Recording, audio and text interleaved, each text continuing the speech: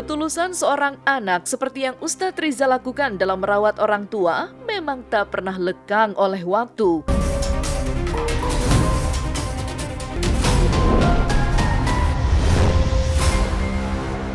Tinggalkan beliau nggak akan pernah.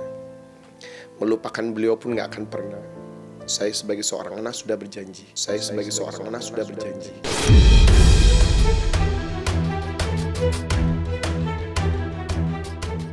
Pemirsa Silet, kasih sayang seorang ibu tak pernah lekang oleh waktu. Hal itu pula dirasakan oleh sosok Ustadz Riza Muhammad. Di balik kesibukan dakwah, Ustadz Riza menunjukkan teladan bakti seorang anak.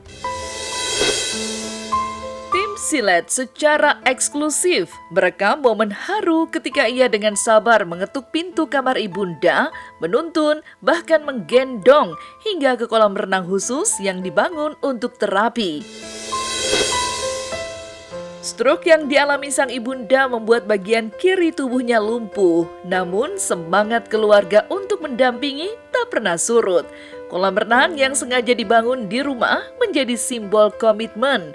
Kasih sayang seorang anak adalah balasan nyata atas pengorbanan ibu sepanjang hidupnya. Ini sudah memasuki tahun yang ke-6 pasca stroke. Jadi Mama harus sabar karena tangan sebelah kiri itu butuh waktu yang memang kata dokter cukup lama. Ujian dari Allah Subhanahu wa taala kan. Jadi mana lagi? Terapi sudah Pak kesana ke sini. Masih. Sudah siap berenang? Ya yuk. Bismillah. Bismillahirrahmanirrahim.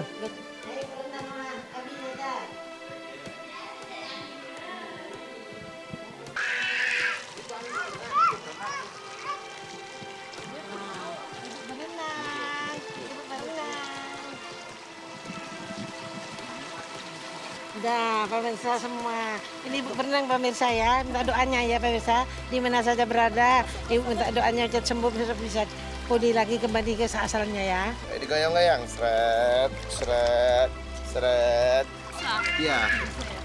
Karena memang air kan sifatnya menekan dan meringankan. Makanya saraf yang paling baik ketika seseorang berenang. Ya udah kita terapi sudah kemana-mana Mbak. Obatnya orang sakit itu saya. Obatnya orang sakit itu saya.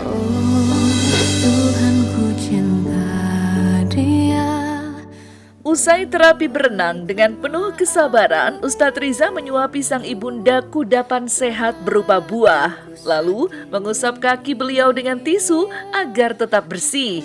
Tak berhenti di situ, sang Ustadz juga mengenakan mukena untuk ibunda tercinta agar tetap bisa menunaikan ibadah sholat, meski hanya dari tempat tidur. Karena kondisi tubuh yang setengah lumpuh membuatnya sulit untuk bergerak. Ya, habis berenang ada kudapan sehat. Jadi mesti makan buah. Bismillahirrahmanirrahim. Sebenarnya nak beli tayamum kan Mbak? Boleh. Ada ya, air. untuk yang sakit, Bu. Iya. Yang sakit boleh tayamum. Ibu kan sakit. Iya. Ya Allah Maha tahu kan. Kalau saya nggak ada keluar kota, saya ada orang khusus. Sini. Nah, ini kenapa saya pilih laki? Dia kuat. Gantiin saya gendong, gantiin saya mapah. Kalau perempuan, kita sudah uji coba. Angkat tangan semuanya.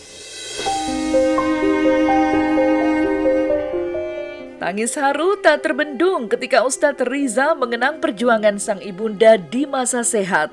Baginya, ibu adalah nomor satu, sosok yang tak tergantikan, dan ia berjanji akan merawat sang ibu selama hidupnya. Tahun ini, jika kesehatan sang ibu diizinkan, ia berencana berangkat umroh bersama. Beliau ini harta terindah yang saya miliki seumur hidup. Ya Bu ya? Perjuangan dari nol di Bali, jadi karyawan konter handphone, ikut Jadi penyiar di Bali. ngekos bareng, Aku sampai tidur hidup bareng. di mana di konter HP, beli kasur tilap gitu Mbak. Karena banyak ponakan-ponakan datang, akhirnya kos di masjid. Saya hanya ingin mengucapkan makasih kepada Allah atas semua nikmat yang sudah diberikan.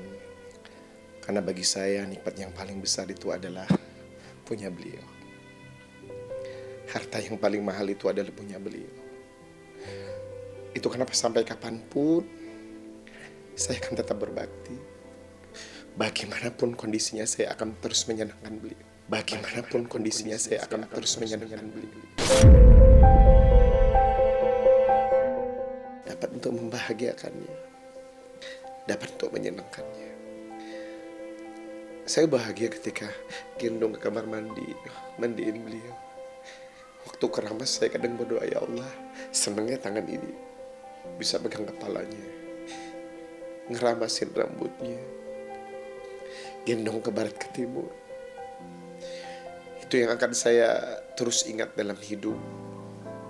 Waktu yang betul-betul mungkin tidak dimiliki setiap anak, tapi makanya sampai kapanpun saya akan menjaganya, dimanapun, apapun saya akan memprioritaskannya, karena bagi saya beliau nomor satu.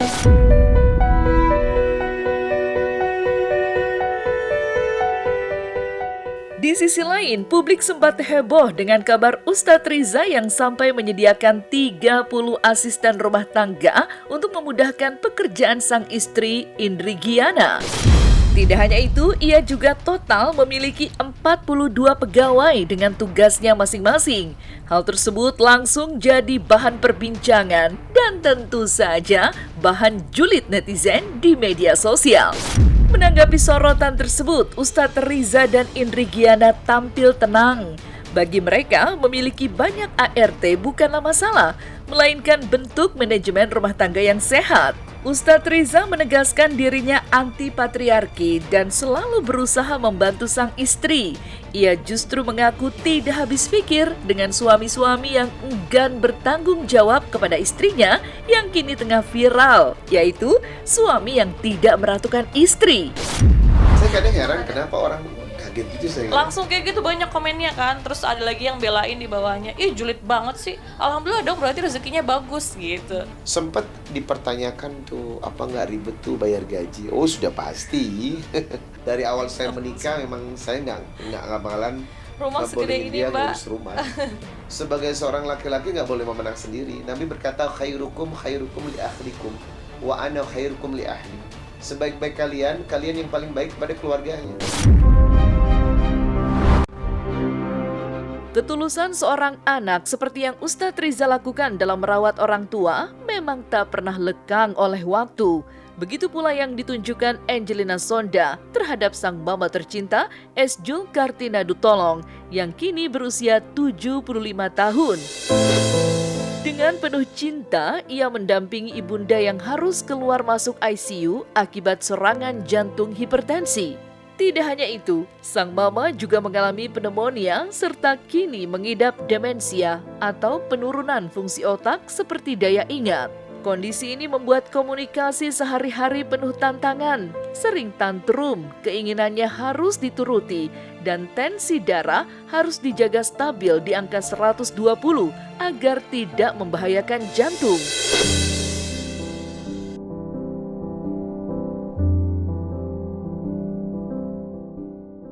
Sekarang Angie mau kerja dulu. Angie betul. Supaya sehat, sukses. Iya toh, ngurus sama Mami dan Kiani. Iya. Oke. Nanti habis kerja datang sini ulang. Jangan marah-marah, mesti senang-senang. Oke? Mami saya tuh kan kena demensia. Jadi ketika kena demensia kita punya kesulitan untuk berkomunikasi. Mami sakit, apa yang Mami rasakan, Mami tuh kadang-kadang tantrum. Jadi misalkan kalau saya mau dengar lagu